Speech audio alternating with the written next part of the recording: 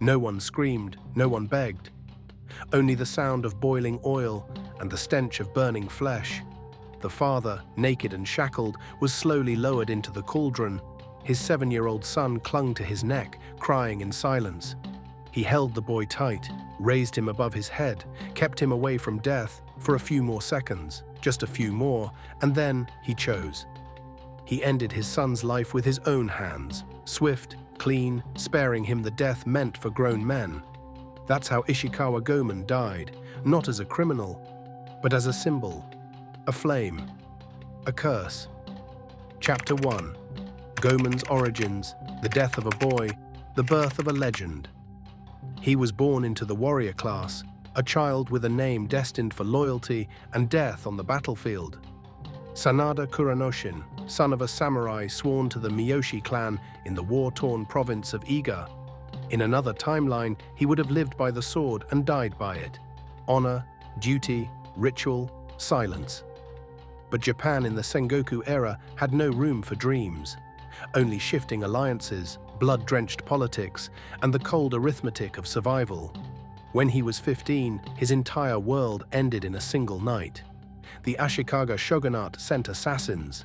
His father had backed the wrong lord. His only crime was loyalty in a country that no longer rewarded it.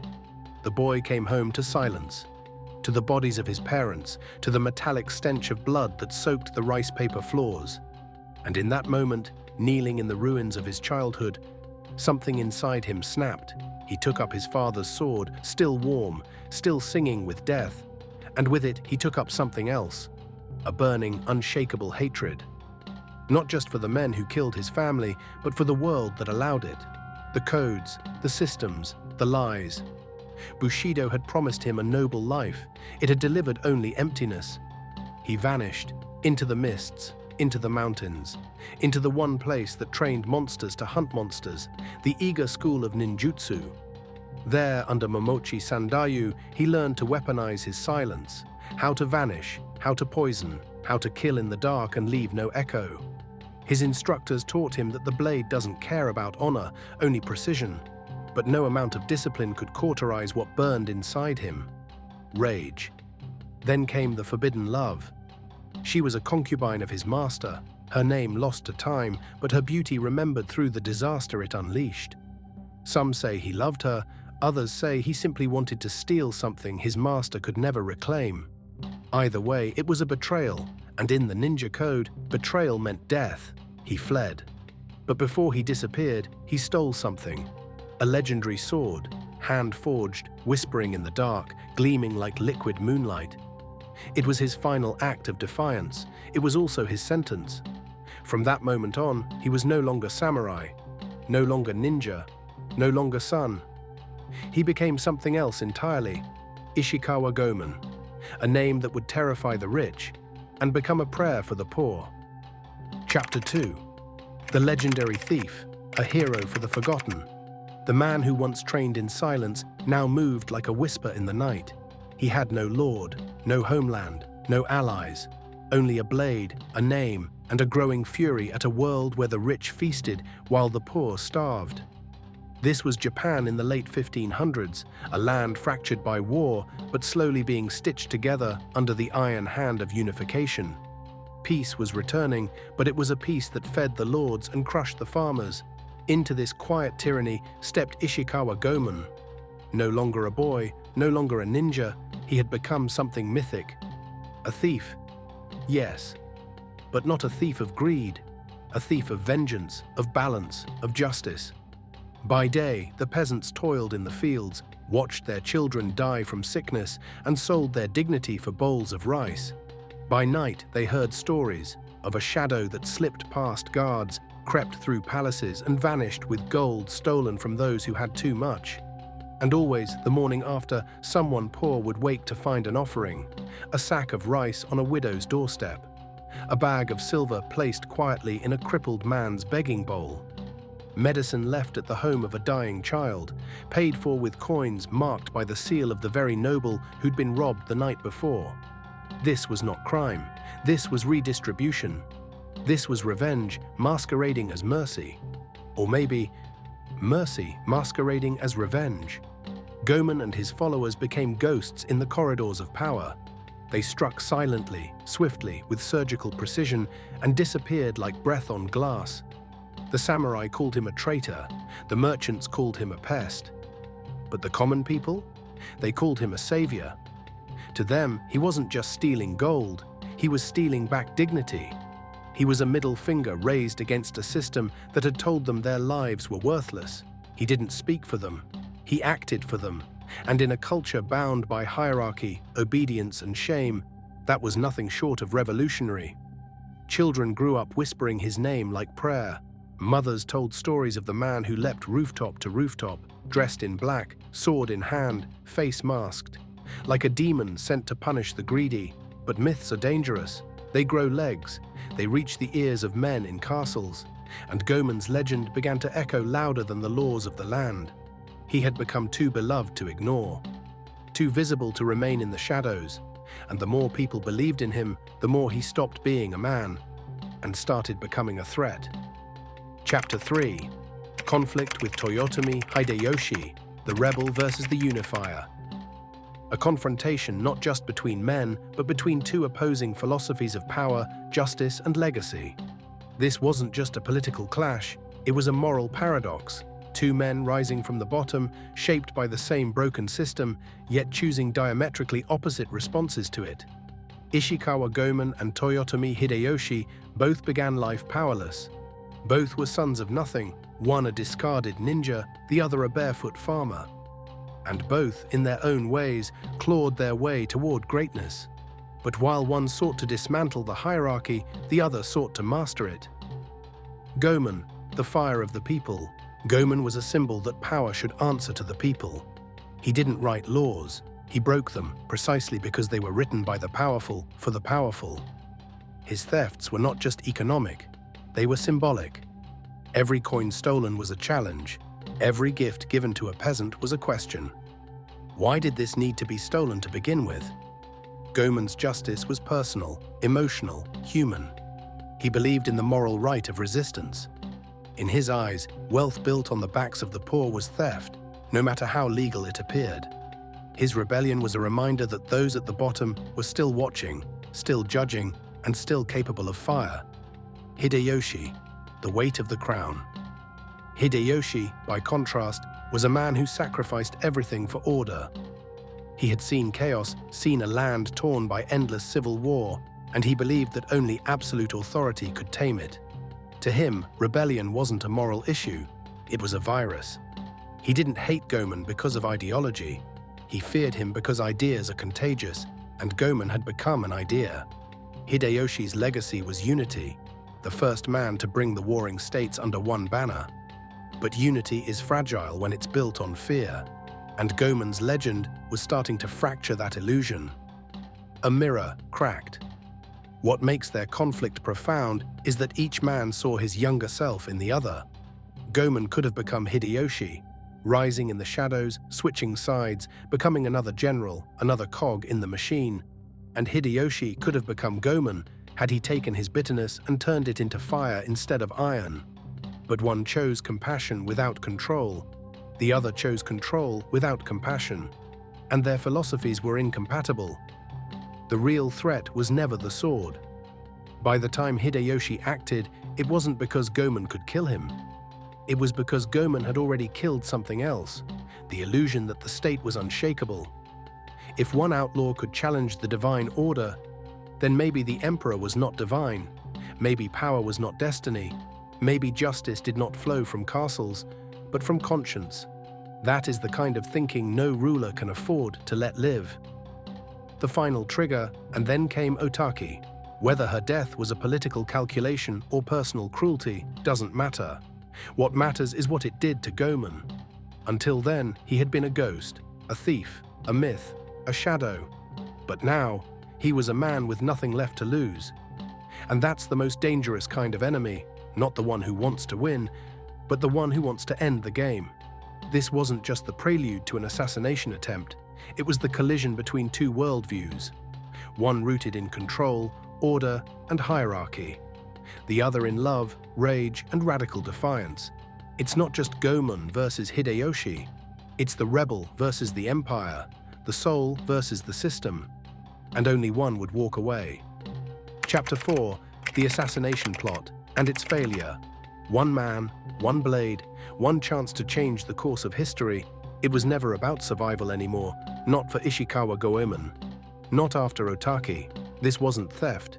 It was vengeance sharpened to a razor's edge. In the silent corridors of Fushimi Castle, the seat of Toyotomi Hideyoshi's power, Goemon became what his enemies had always feared. Not a thief, not a rebel, a ghost with a purpose.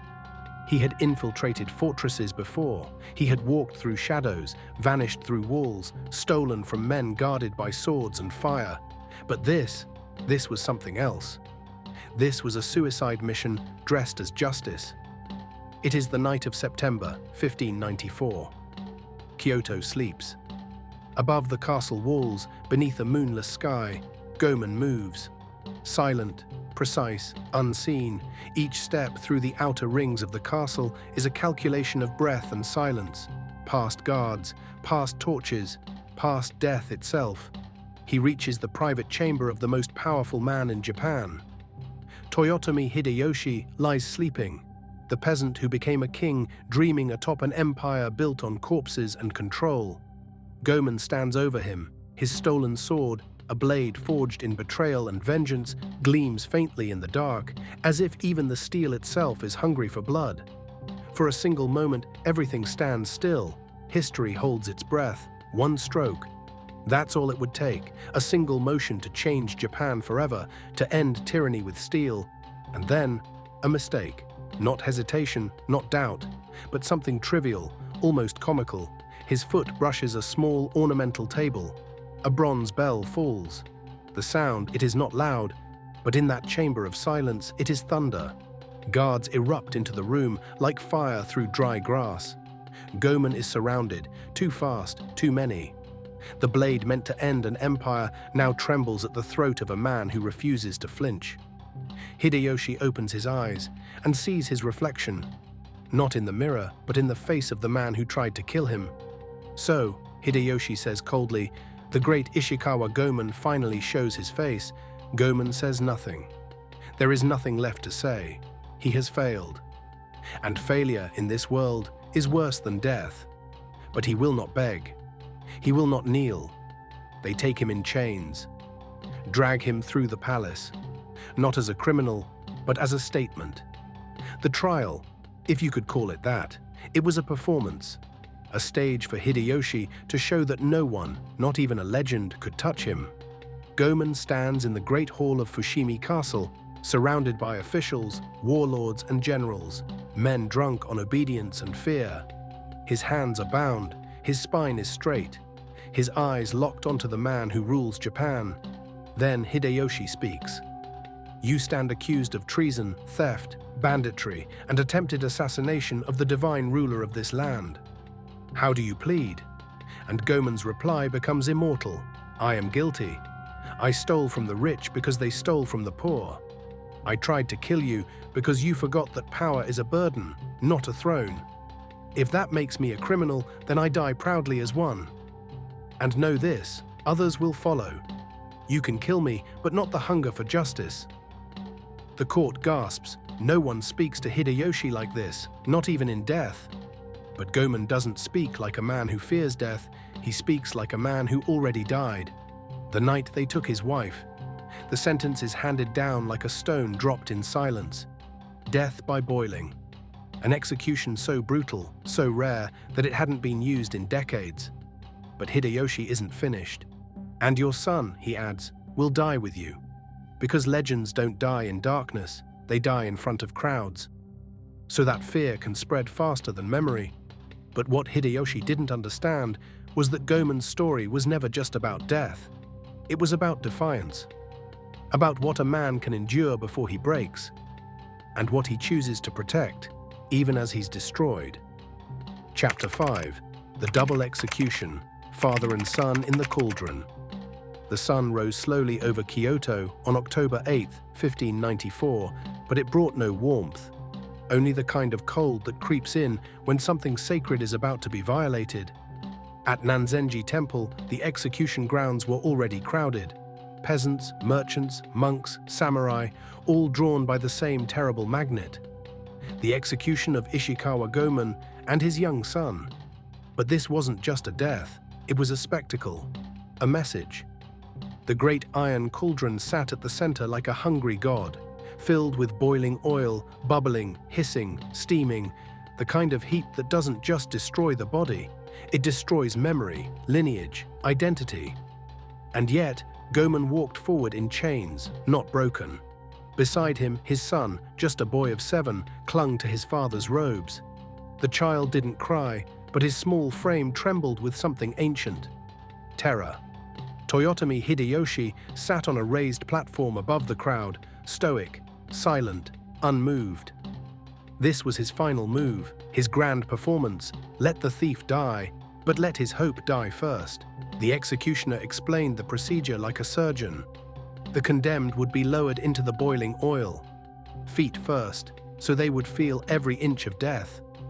Goemon did not flinch, but he held his son's hand tighter. Then the guards stepped forward to separate them. That's when history broke. Goemon fought, not with fists, not with screams, with desperation. He lifted his son above his head, chains grinding against bone, shoulders screaming from pain. But he held the boy high. "If you must take us," he shouted, "then take me first. Let the boy go quickly, spare him the pain." The crowd gasped. This was no longer an execution, it was a man's final prayer. But Hideyoshi gave no sign, just a cold nod. The chain began to lower, Goemon's feet touched the oil, and the screams began. The oil scorched through flesh. His skin blistered, cracked, burned, but his arms did not drop. He held his son aloft, defying pain, defying death, defying empire. The oil rose to his knees, his waist, his chest. His body writhed in agony, but still he whispered to his son, "I'm here, I will not let go." The crowd wept, some turned away, others fell silent in reverence. They were witnessing something not meant for this world. A father's love made holy by fire. But the body has limits. As the oil reached Goemon's neck, his strength failed. The boy began to slip, and in that final moment, Goemon made an impossible choice. The most terrible act of mercy in human history. He plunged his son down into the oil, ending his life instantly, sparing him the slow horror of dying inch by inch. Then, with what strength remained, he lifted the lifeless body back up, holding it like a banner as the flames consumed him. His final expression burned itself into the souls of all who saw it. A face ravaged by pain, but eyes filled with defiance, a father's love, a rebel's fury, a man refusing to let tyranny have the last word. And then he sank beneath the surface, forever. The execution was meant to terrify, to erase Goemon from memory, but instead it immortalized him, not just as a thief, not just as a rebel, but as a legend, a father who defied an empire and whose final act became a symbol of love, resistance, and sacrifice. Chapter 6. Legacy, from criminal to symbol. They thought they had destroyed him. When Ishikawa Goemon's body vanished beneath the surface of the boiling cauldron, when his son's screams were silenced by oil and fire, when the execution ground emptied and Toyotomi Hideyoshi returned to his palace, they believed it was over, a warning delivered, a legend extinguished. But they were wrong, because Goemon's body died that day, but his idea didn't. What Hideyoshi had intended as a final act of dominance became instead the birth of a myth. The image of a father, burning, screaming, but still holding his child above death, spread like wildfire across Japan. In the alleys of Kyoto, in the rice fields of Osaka, in the stories whispered around cooking fires and sung in street performances, the tale grew. Goemon was no longer just a thief. He became a mirror, reflecting every injustice the people endured, every sacrifice they made, every quiet, helpless rage they swallowed. Kabuki theaters turned his life into drama. Woodblock artists painted him not as a man, but as a force of nature. He leapt across rooftops. He vanished like smoke. He struck down corrupt officials in the night. The details stopped mattering. What mattered was the symbol, a man who refused to bow. A father who chose love over survival. A soul who proved that even when the state crushes your body, it cannot touch your truth. Even his method of death became legend. The iron tub used to boil him alive. People began calling it Goman Bureau, the Goman Bath. A grim, ironic homage turned symbol of resilience. Every time someone sat in a hot bath, they were reminded. A man once died in oil to protect his son, and he never let go. In the centuries that followed, others would rise claiming his name. Other thieves, other rebels, other dreamers. Most were caught. Most were killed. But it didn't matter, because Goman had become untouchable, not in flesh, but in memory. A symbol too powerful for any empire to erase. His true legacy? A question he left behind. Not written in blood or fire, but in the silence after his scream faded. When the law serves only the powerful, is it a crime to rebel? When the world asks you to bow, will you kneel, or will you burn standing up? That is Ishikawa Goman's gift to history. Not wealth, not revenge, not even justice, but defiance, pure, unbreakable, eternal. And in a world still ruled by hierarchies, still fractured between rich and poor, still blind to suffering until it's wrapped in fire. His story matters now more than ever, because the cauldron may have cooled, but the fire still burns. Conclusion, a question for today.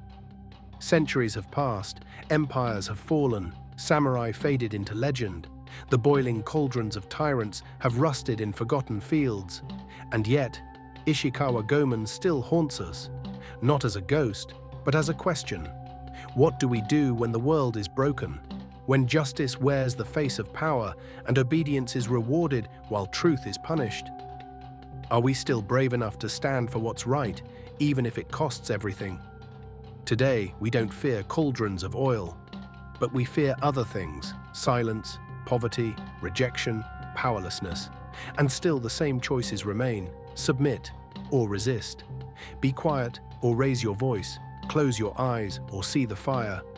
Goman's death was brutal. His failure was complete. He died screaming, burning, broken. And yet, we remember him not for how he died, but for why.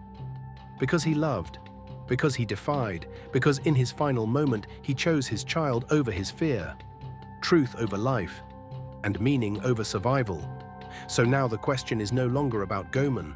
The question is about us. When injustice returns wearing a new mask, when fear asks us to look away, will we burn for something greater than ourselves? The oil is gone, but the fire is waiting.